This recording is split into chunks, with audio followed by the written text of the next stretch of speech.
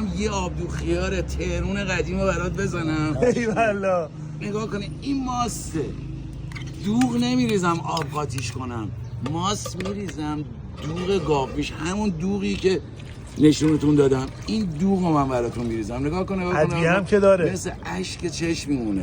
خود دوغ پر ادویه است. خب این دوغ تبش سرده. چرا میان کشمیش میریزن؟ برای اینکه گرمیشو بگیره. این کشمیش. خب این ماست و خیار سبزی چی معطر.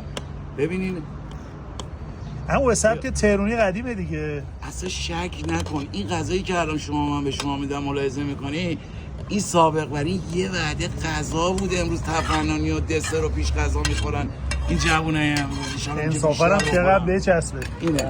اینم ادویه معطر. نه اون یکی دو تا ادویه دیگه است که مادرزن هم گرفتم، اونم به من نگفته چیه.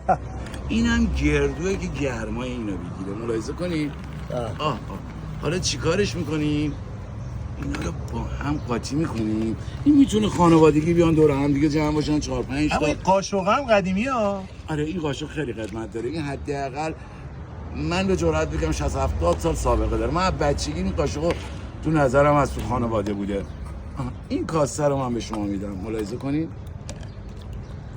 وای خدای من مگه داریم؟ همه چی توش پیدا میشه. همه چی.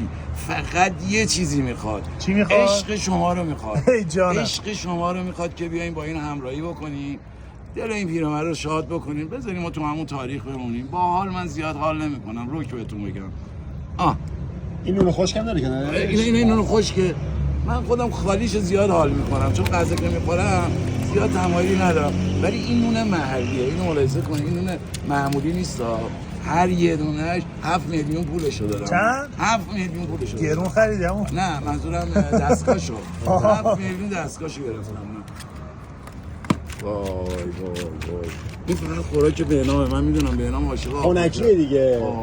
حالا یه ذره برو جلوتر. دیگه الان فصلش شده. یخ میریزم براتون جیگرتون جلال بیاد. ای والله هم کباب باش دارن هم آبدو خیار مشتی.